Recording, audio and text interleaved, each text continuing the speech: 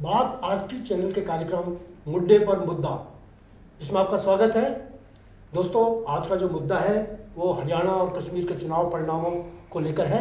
क्या चौंकाने वाले हैं या ये तय थे या किस तरीके से इसमें बदलाव आए, इस सब पर हम बात करेंगे। और बात करने के लिए हमारे मुद्दों पर मौजूद हैं सबसे पहले सुधीर तोमर साहब जो राजनीतिक विश्लेषक हैं, उसके बाद में ओम माथुर साहब जो वरिष्ठ पत्रकार हैं, और मेरे इस तरफ जो बैठे हुए हैं वो प्रेम आनंदकर साहब हैं, वो भी आप वरिष्ठ पत्रकार हैं। और हम में से शायद ही कोई आपके से अपरिचित हो, सब कोई मोहताज नहीं है परिचय का, सबके अपने अपने परिचय हैं।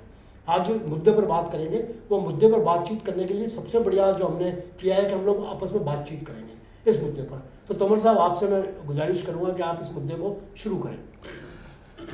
ये जो चुनाव परिणाम हैं जिन पर आज हम चर्चा कर रहे हैं, ये अप्रत्याशित बहुत से लोगों के लिए हैं, लेकिन ये अप्रत्याशित नहीं है उस विचारधारा के लिए जो सतत रूप से लगातार शांत रह करके कार्य करती है, जिसका विश्वास अपनी दृढ़ता और अपने काम करने की व्यवस्था में है। ये निश्चित रूप से ये एक ऐसी व्यवस्था है जो समाज में जाति के वर्चस्व को नकार देने की परिणाम है। एक जाति जब समाज पर हावी होने लगती है, वो किस तरह से नकारी जा सकती है व्यवस्था, वो हरियाणा ने करके दिखाया। और पहली बार हरियाणा ने फिर एक बार साबित किया, कल्चर के नाम पे सिर्फ एग्रीकल्चर नहीं है, वहाँ बहुत ही जागरूक मतदाता है जो अपने भविष्य के साथ साथ राष्ट्र के भविष्य को भी देखता है। हाँ, लेकिन तोमर साहब एक बात है कि इसमें एग्जिट पोल जो कल तक बता रहे थे और ऐसा चल रहा था कि जैसे हरियाणा में तो कांग्रेस की सुनामी आ जाएगी और सारी चीज़ें बह जाएंगे, और उस समय तक कोई बात भी नहीं कर रहा था कि भारतीय जनता पार्टी जीत सकती है। उसके बावजूद भी वहाँ एग्जिट पोल के परिणाम। भाई, इसमें थोड़ा सा ये है कि आप, मैं, ओम जी जैसे, तोमर जी जैसे जो संजीदा लोग हैं, उनका आकलन करने का भी यही था कि हरियाणा में इस बार कांग्रेस की सरकार बनेगी जी, और सारे एग्जिट पोल भी यही कह रहे थे। एग्जिट पोलों की तो खैर मैं बात छोड़ दो कि किस तरह से एग्जिट हो रहा है। पिछले 10-15 साल से तो मैं एग्जिट पोल को ये मान के चल रहा हूँ हर चुनाव में वो धराशायी हो रहा है। लेकिन जो आप और मेरे जो जैसे जो निष्पक्ष लोग हैं, जो निष्पक्ष एनालिस्ट हैं, उनका तो आकलन बिल्कुल ये था। तो बिल्कुल उस आकलन के विपरीत जाके ये चुनाव परिणाम आए हैं। तो जम्मू कश्मीर का तो अपन मान सकते हैं कि वहाँ क्या सिचुएशन होगी, लेकिन हरियाणा का तो जो चुनाव परिणाम आया है वो बिल्कुल पूरी तरह अप्रत्याशित है। नहीं, उसमें आनंदकर जी क्या है, हरियाणा में भाजपा ने जो रणनीति बदली अपने अंतिम समय में, मैं सुनील जी बताऊं, भाजपा ने एक बहुत बढ़िया रणनीति अपना रखी है। चुनाव के पहले अपने मुख्यमंत्री बदल देती है, इस वजह एंटी इनकम्बेंसी का स्रोत होता है वो हट जाता है बिल्कुल। अब हरियाणा में देखिए आप, उसने सबसे पहले तो उन्होंने शुरुआत की जाट गैर। अब जैसे तोमर साहब ने कहा कि वहाँ एक जाति का तोड़ा वर्चस्व, लेकिन नहीं टूटा वर्चस्व। जाट वर्सेस गैर जाट चुनाव आज भी हुआ है ये, लेकिन भाजपा ने उसमें दलित को जोड़ दिया। उसने ओबीसी मुख्यमंत्री बनाया नायब सिंह सैनी को, ओबीसी 40% है वहाँ। भाजपा को पता है कि जाट वोट हमको नहीं मिलेंगे, उसने ब्राह्मण, बनिए, राजपूत और एससी वोटों को अपनी तरफ किया, प्लस उसमें ओबीसी जोड़ दिया, तो उसका वोट परसेंटेज बढ़ गया और सीटें उसकी बढ़ गई। आप देखिए 2014 में जब मोदी के चेहरे पर चुनाव लड़े थे तब भी 30 सीटें नायब सिंह सैनी के चेहरे पर आई है। और आपको बता दो, इस बार मोदी का चेहरा हरियाणा में हाईलाइट नहीं किया गया था। मोदी के चेहरे फोटो पोस्टर पिन थे, उम्मीदवारों के पैम्पलेट पिन थे ना, मोदी को ज्यादा इस बार उन्होंने चढ़ा है। लेकिन नायब सिंह सैनी ओबीसी वोटों एकजुट करने में कामयाब हो गए। उधर क्या हुआ कि जब जो सुरजेवाला और शैलजा, कांग्रेस ने हुड्डा पे बहुत ज़्यादा भरोसा कर लिया, उनको लग रहा था सारे जाट वोट हुड्डा हमें दिला देंगे। भाजपा ने 25 टिकट बदल दिए, उसमें 9 जाट जीत के आ गए। भाजपा ने गैर जाट के साथ जाटों में जो घुसपैठ करी है वो इस परिणाम को बदल के ले गए पूरी तरह से। इसलिए अप्रत्याशित इसलिए है। और ज़्यादा आनंदकर जी का उसकी का चुनाव पर उनकी एग्जिट पोल तो क्या है, बहुत सीमित दायरे में होते हैं। अब एक विधानसभा तोमर साहब 5 लाख वोटर होते हैं, आप 15,000 वोटर पे कर लेते, तो क्या पता लगता है। 1,500 लोगों से बात कर लो तो उसको आप एग्जिट पोल नहीं कर सकते। एग्जिट पोल का तो जहां तक मामला है वो हुआ यह है कि मई 2024 के जो लोकसभा चुनाव में एग्जिट पोल धराशायी हुए, उसके बाद एग्जिट पोल वालों ने सोचा कि शायद माहौल वास्तव में ही बदल गया, और इस बार उन्होंने जिस तरह से धराशायी हुए थे उस धारा में बैठकर के वापस यूपी में धराशायी हुए थे, राजस्थान में धराशायी हुए थे, एमपी में नहीं बनाया जा सकता। एमपी में आप देखो सरकार बना रहे थे बिल्कुल तीनों जगह, लेकिन 2 जगह एग्जिट पोल मैनेज्ड भी होते हैं। हाँ बिल्कुल, सबसे बड़ी बात है कि आपने टीवी चैनल जिस तरीके से जिस पार्टी के साथ में है, बिल्कुल उस पार्टी के साथ में वो मैनेज्ड भी होता है। वो वही बात मैंने सुरेंद्र जी फील्ड में जाते हैं आधे लोग, तो फील्ड में नहीं जाते। और आने वाले समय में एग्जिट पोल संस्कृति गायब हो जाने वाली है। हरियाणा के चुनाव पे आप देखो कि कांग्रेस कई जगह नेक टू नेक भी रही है, लेकिन आप अहिरवाल जो बेल्ट है जो क्षेत्र है, संभागीय हेरवाइट क्षेत्र है, वहाँ कांग्रेस को सबसे ज्यादा मत मिली, वहाँ केवल 7 सीटें मिली है, जबकि बीजेपी को 27 सीटें मिली है वहाँ। अच्छा, दूसरी बात एक चीज और भी है तोमर साहब कि वहाँ इस बार कांग्रेस को जो लॉस हुआ ना, वो ये हुआ कि वहाँ 3 मुख्यमंत्री के दावेदार होते, सुरजेवाला हो गया, हुड्डा हो गया और शैलजा।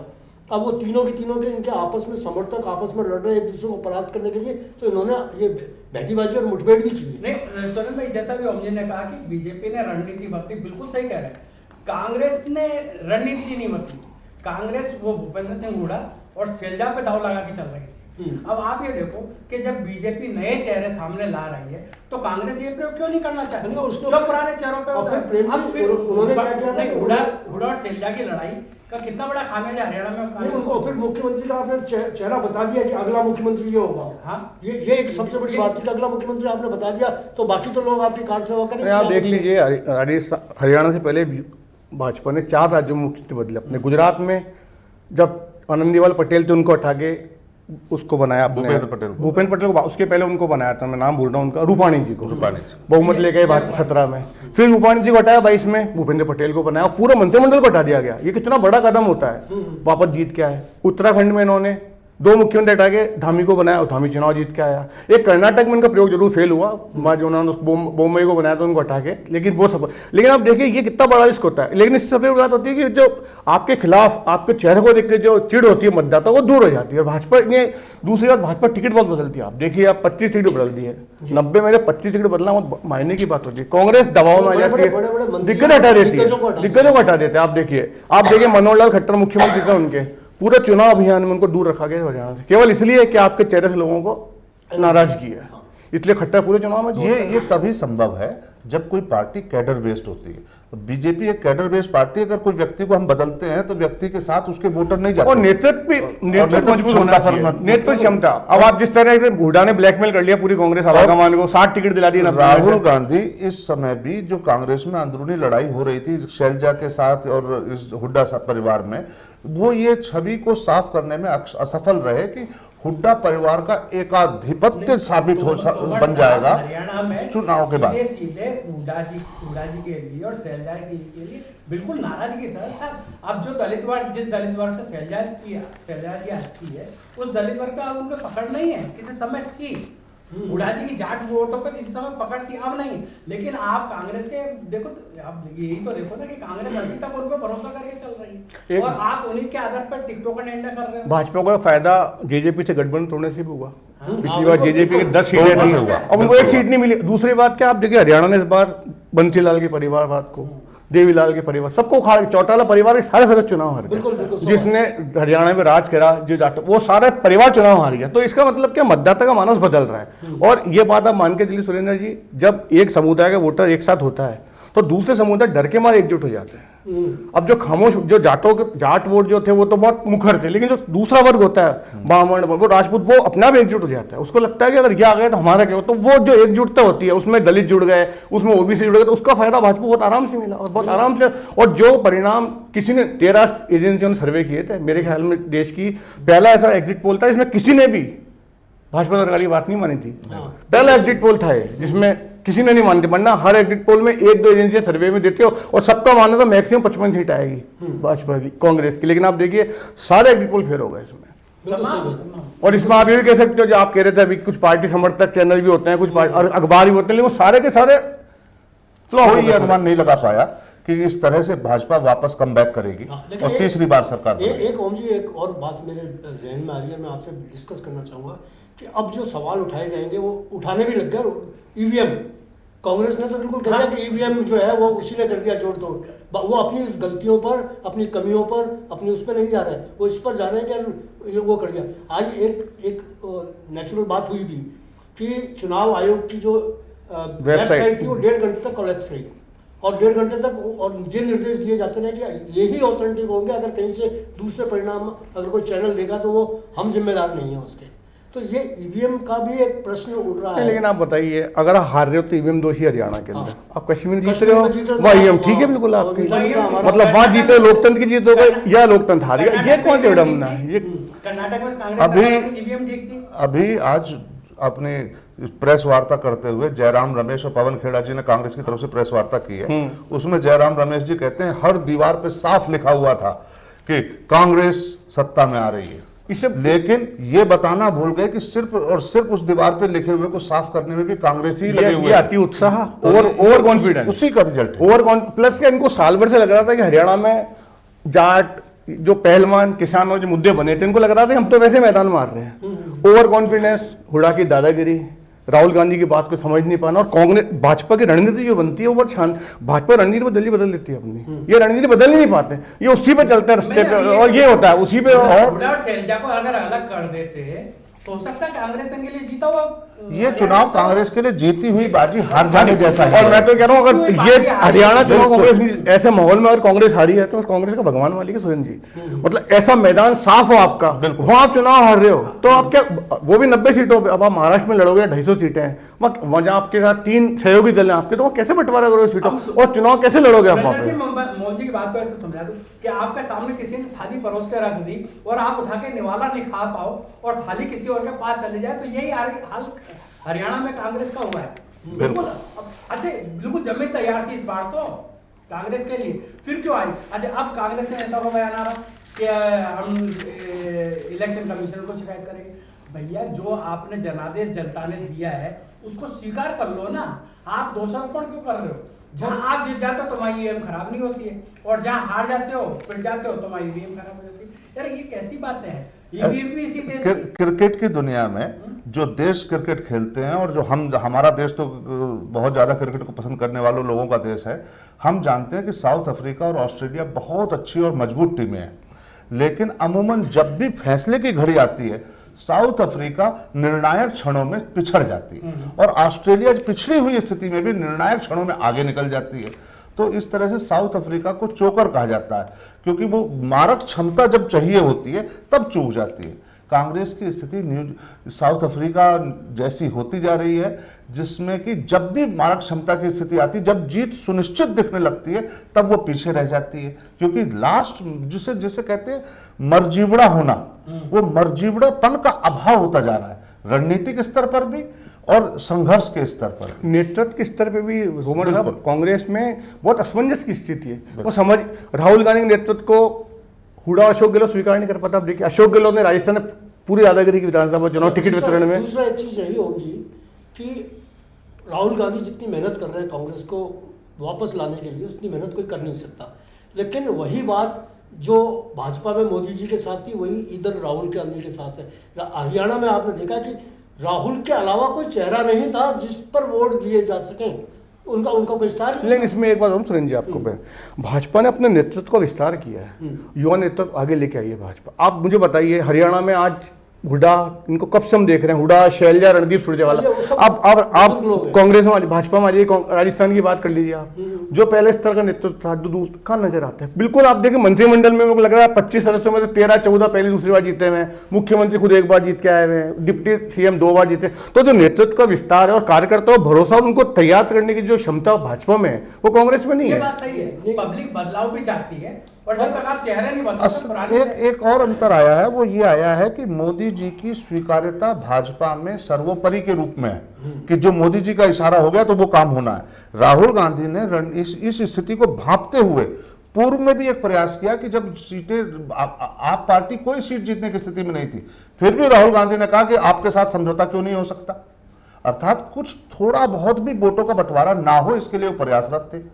लेकिन हुड्डा स्तर पर इस बात को पूरी तरह नकारा गया, और मदान्ध की तरह से, जैसे जीत का मद जीत आने से पहले ही आ गया हो, उस तरह का व्यवहार। कांग्रेस में उमर साहब राज्य स्तर पर आपको शतरंज मिलेंगे जिनका मधान नहीं होता है, जो अपने अपने राज्य के सर्वे हैं, वो ऐसा लगता है दिल्ली को वो चलाते हैं, दिल्ली उनको चलाती है। अशोक गहलोत यहाँ पे हरियाणा में, वो कर्नाटक में, हर जगह आप देख लीजिए एक बड़ा नेता है जो पूरे आज तो ये हाल हुआ जी, सुबह जब 9 बजे तक जब 71 और ये चल रहे थे तो उसमें जलेबियां बट रही थी, और उसकी वो जो अध्यक्ष है वो जलेबी दिखा रही थी कि हम तो जलेबी बांट रहे हैं, हम तो जलेबी। अभी जलेबी नया एक्सपेरिमेंट है। अब बताइए जलेबी बनानी राहुल गांधी के लिए थी, काम हो दीजिए। चुनाव के नतीजों में लड्डू बांटते हैं इन्होंने, क्या देखो ये कितना बड़ा मतलब जनता की सोच को बदलने का, जनता को आकर्षित करने का क्या तरीका है। अच्छा एक चीज और बताओ सुरेंद्र भाई, कि क्या होता है कि कांग्रेस बीजेपी की रणनीति है कि साल भर पहले से वो घरों में घुसना शुरू कर देती है। जब वो बीजेपी पूरी तरह घरों में घुस चुकी होती है और पूरे वोटों पे कब्जा कर चुकी होती है,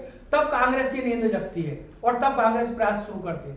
राजस्थान का भी नतीजा यही है, हरियाणा का भी नतीजा यही है, दूसरी जगहों के भी आप नतीजे देख लो।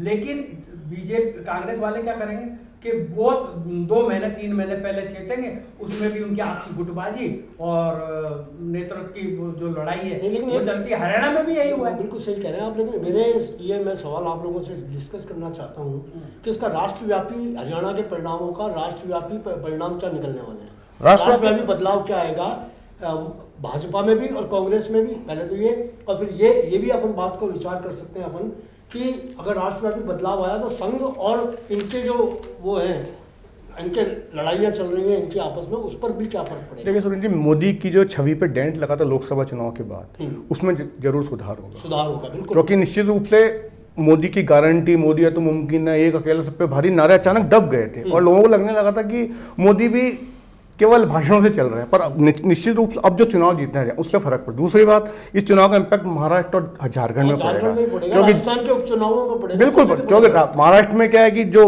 महायुति गठबंधन है इनका, उसमें विवाद सीटों के बंटवारे को लेकर बहुत ज्यादा अब दबाव भाजपा बढ़ा सकेगी अपना, और निश्चित रूप से मोदी का प्रभाव बढ़ेगा तो भाजपा का एक जो कैडर थोड़ा नाखुश था, आप जो संघ की जैसे बात कर रहे हैं, संघ में भी अब स्वीकारता बहुत बढ़ेगी। अभी अगर ये चुनाव हारते मोदी या ये एक चुनाव और हारते, निश्चित रूप से मोदी का असर कम होता और संघ अपने फैसले लागू कर सकता था। अभी संघ को भी सोचना पड़ता है क्योंकि मोदी खुद अपने आप में इतना बड़ा चेहरा हो गया भाजपा का कि अब किसी उनके सामने सब भाजपा गौण लगने लग गया। आप देख लीजिए, एक जमाने में जब हम भाजपा नेताओं की बात करते 10-12 नेता गिना देते थे हम, अब आप देखिए नाम शुरू करते हैं तो मोदी उसका शाह पे नाम अटक जाता है, तीसरा नेता कोई नहीं बचता है। मुझे ऐसा लगता है कि हम इसी तस्वीर को दूसरे तरफ से देखें तो मुझे लगता है कि जो नड्डा साहब ने थोड़े दिन पहले लोकसभा चुनाव के दौरान कहा था ना, हमें संघ की आवश्यकता नहीं है, आज प्रतिपादित हो गया कि संघ के बगैर बीजेपी का अस्तित्व नहीं है। इस समय इस चुनाव में जब मोदी जी एक तरह से परिदृश्य से बाहर हो चुके थे, ऐसी स्थिति में भाजपा नहीं, आरएसएस के कार्यकर्ता जो घर घर पैंट बना चुके थे, आज उस विश्वास ने वापस पुनः जीत हासिल की है और ये जीत आरएसएस की जीत है। और ये बताया है, हाँ, आरएसएस ने ये फिर बताया है कि भाजपा को आरएसएस के साथ रहकर ही आगे बढ़ाना। आरएसएस तो भाजपा को पावर हाउस है और उसके बिना काम कर नहीं सकता, पावर हाउस है भाजपा का। और इसका रिजल्ट मोदी जी के जो हम बात कर रहे हैं और भाजपा के बीच में जो इन दिनों राष्ट्रीय अध्यक्ष को बनाने के ऊपर चल रहा है एक विचार विमर्श, उसमें आरएसएस की भूमिका और प्रभावी होने वाली है क्योंकि वो इस बाजी को, जिसे पूरा देश लगभग पत्रकार, राजनीतिक कार्यकर्ता मान चुके थे कि भाजपा हार चुकी है, उसे वो जिता के लाई है, तो आरएसएस लाई है। और आरएसएस की जो मेहनत है उसे नकारा नहीं जा सकता। और यकीनन एक दूसरी बात भी, देखो, ये हरियाणा के चुनाव है, अब ये जैसे सुरेंद्र जी ने कहा कि इसका क्या असर होगा, अभी 2-3 महीने बाद एक बड़े राज्य का चुनाव, झारखंड का है, महाराष्ट्र का और झारखंड है। महाराष्ट्र बहुत बड़ा स्टेट है अपने आप में, वो उसके चुनाव, वो सबसे, मैं तो इसके बनिश पर मैं ये कहता हूं कि महाराष्ट्र के चुनाव नतीजे कहीं ज्यादा प्रभावित करेंगे क्योंकि वो बीजेपी का गढ़ रहा है, हिंदुत्व का गढ़ रहा है, तो वहां के चुनाव अब, लेकिन हाँ कि महाराष्ट्र और जो झारखंड की आप बात कर रहे हैं, हरियाणा के चुनाव से उनको ऑक्सीजन मिल सकती है, निश्चित मिलेगी, निश्चित मिलेगी। पर आप जो कह रहे हैं तो बड़ा संघ वाली बात, मैं उससे सहमत नहीं हूँ। संघ का अपना रोल होगा और कांग्रेस को हरियाणा में कांग्रेस ने हराया। देखिए आप भले आप इस बात सहमत नहीं हो कि जिस तरह इन्होंने शैलजा की उपेक्षा करी और शैलजा को भाजपा ने इशू बनाया, आप देखिए शैलजा को इशू भाजपा ने बनाया, बाकी दलित की उपेक्षा हो रही है। और उसके बाद जिस तरह कांग्रेस ने एंड टाइम पे अशोक तंवर को शामिल किया केवल शैलजा को दबाने के लिए कि अगर सत्ता में लौटते हैं तो शैलजा अपना मुख्यमंत्री दावा कमजोर कर सके, तो ये जो आपसी झगड़े थे इसका बहुत फर्क पड़ा भाजपा। आप जो कह रहे हो मैं सहमत हूं आपकी बात से। अगर हम ये देखें कि भाजपा जब जीतती है तो वो भाजपा की घनघोर मेहनत का परिणाम होता है, और कांग्रेस जब हारती है तो वो कांग्रेस की लापरवाहियों का परिणाम होता है, और कांग्रेस जब जीतती है वो जनता का किसी दूसरी पार्टी के प्रति आक्रोश होता है। कांग्रेस स्वयं के प्रभाव से प्रयास से जीतती ही नहीं है। कांग्रेस की तो लापरवाही है ही, और सीधी इसमें दिख रही है हरियाणा चुनाव। लेकिन बीजेपी के जब बात आती है तो जहां जब संघ को लगता है ना कि हम इस सीटों पे लूज कर रहे हैं या इतनी सीटों पे लूज कर रहे हैं, तो वहां यह देखें कि अब तक 10 दिन पहले संघ के वर्कर्स ऐसे जुड़ जाते हैं कि वो उनको एक लक्ष्य दिया जाता है कि सीट निकाल के लानी। तो मेरे को ये लगता है कि हालांकि जो मोदी जी की वजह से तो कुछ बीजेपी कमजोर नहीं, पर ऐसा नहीं हुआ है। देखो प्रेम जी, मैं तोमर साहब से बिल्कुल सहमत हूँ। इसलिए ऐसा नहीं हुआ है कि संघ बिल्कुल ही चुनावों से विड्रॉल, नहीं वो तो हो नहीं सकता। वो उसने काम किया है और उन्होंने जो काम किया उसी से जीत। लेकिन आप ये भी नहीं कह सकते ऐसा नहीं संघ नहीं जिता दिया, आप ये भी नहीं कह सकते संघ ने काम नहीं किया भी गलत है और संघ नहीं जिता दिया भी गलत है, दोनों गलत है, दोनों गलत है। लेकिन संघ की भूमिका को भी अपन नकार नहीं सकते, ये कहना चाह रहा हूँ। और दूसरी बात जो है वो ये समझने की है कि इन चुनावों ने हमें कई चुनौतियां सामने दी हैं। पहली ये दी है कि जो इंडिया गठबंधन ये सोच रहा था कि हरियाणा जीतने के बाद कांग्रेस एक और ताकतवर इंडिया गठबंधन का घटक बनेगी और महाराष्ट्र में वो एक छत्र स्थापित करने में और अपनी आधिपत्य स्थापित करने में महत्वपूर्ण भूमिका अदा करेगी। अब हुआ उसका ठीक विपरीत है। हरियाणा को अगर जीता जा सकता है, जिसे सारा देश ये कह रहा था, सब मीडिया ये कह रहे थे कि हारे हुई जीतनी सीट है, अब उन्हें यह लगता है कि महाराष्ट्र निश्चित जीता जा सकता है। तो एनडीए के पास एक बहुत बड़ी ताकत आई है, आत्मविश्वास वापस रीस्टोर किया है, जबकि कांग्रेस ने लूज किया है। अब कांग्रेस की बात महाराष्ट्र के अंदर शिवसेना और जो पवार साहब हैं शायद ये भी उतनी गंभीरता से नहीं लेने वाले हैं। तो एनडीए में कलह बढ़ेगी, इंडिया में कलह बढ़ेगी और एनडीए और मजबूत होकर आएगा। ये इंडिया में तो कलह ही रहती तुम्हारे साथ हमेशा, इंडिया में एकजुटता रहती कब है इंडिया में। आपको एक ही बताओ, आप इन समस्त कलह के बीच में उनके आए हुए मतों के प्रतिशत और मोदी जी के नेतृत्व के प्रतिशत में गिरावट को, लेकिन आप एक बात मानिए, जम्मू कश्मीर में भाजपा को बहुत बड़ा नुकसान हुआ है। 370 हटाने के बाद जो भाजपा को उम्मीद थी वहाँ भाजपा को निराशा मिली है। आप देखिए वैली में एनसी ने सुपड़ा साफ कर दिया बिल्कुल भाजपा। और आप देखिए, मैं आपको बताता हूँ, घाटी में जो भाजपा का आधार है वहाँ में 12 सीटें जीती कांग्रेस और एनसी। ये बहुत बड़ी बात है। मतलब आप इससे इतना लगे कि मुस्लिम वोट सारे एकजुट होकर वैली में एनसी को मिले, लेकिन जम्मू रीजन में हम एकजुट नहीं हो पाए, हिंदू एकजुट नहीं हो पाए। ये बहुत बड़ा नुकसान है भाजपा का। और इसके लिए भाजपा रविंद्र रैना जो कश्मीरी पंडितों के लड़ाई लड़ रहे सालों, वो चुनाव हार गए। आप देखिए, तो ये नुकसान जो हुआ है, जिससे उम्मीद थी, और मेरा मानना है कि वहां पे एनसी और कांग्रेस जीत देश के लिए भी खतरनाक है, देश के लिए बहुत घातक है। वो जम्मू कश्मीर का जो चुनाव का परिणाम है वो इस बात का द्योतक है कि धारा 370A को जब कमतर किया गया, हल्का किया गया, उसके बाद जो प्रयास आवश्यक रूप से किए जाने चाहिए थे उस क्षेत्र में शांति और विकास को रिस्टोर करने के, वो उस हद तक नहीं पहुंचे वहां के आम आदमी तक, और उसी को चुनाव के परिणाम में परिलक्षित हुई। जम्मू कश्मीर में कम से कम कश्मीर वैली में तो भाजपा कभी भी मजबूत नहीं थी, लेकिन जम्मू रीजन में इस बार जम्मू में थी। लेकिन जम्मू में इस धारा 370 को हटाने के बाद भाजपाई जो कार्यकर्ता थे उनका मनोबल इस तरह से हो गया जैसे शासन वही कर रहे हो, और उससे आम आदमी से वो कट गए, और उसका परिणाम, उसका फायदा। तो अगर जम्मू कश्मीर में भाजपा का प्रदर्शन अच्छा होता तो भाजपा की स्थिति और मजबूत हो जाती है। आप देखिए, निश्चित रूप से, क्योंकि आप दोस्तों समय की सीमाएं हैं, बात तो बहुत लंबी हो सकती है और भी लंबी की जा सकती है। मुद्दा ऐसा है जिस पर हम सारी रात भी बात कर सकते हैं, और ख़ास तौर से हमारे इस मित्र जो बैठे हुए हैं वो तो सारे के सारे इतने धुरंधर विश्लेषक हैं कि वो कहीं भी जाकर किसी भी मुद्दे को बात कर सकते हैं। आज जिस मुद्दे पर हमने बात की, उस मुद्दे पर बैठकर जो बात हुई, और इसके अंदर कोई एंकर नहीं था, कहीं कुछ नहीं था। शायद आपको ये बात, मुद्दे की बात अच्छी लगी होगी। ये मुद्दे की भी बात थी और मुद्दे की भी बात थी। आपको अगर पसंद आई हो तो हमसे जुड़िएगा, हमें सब्सक्राइब कीजिएगा, हमें लाइक कीजिएगा कार्यक्रम को, और बात आज की को ताकत दीजिएगा। धन्यवाद, आज इतना ही।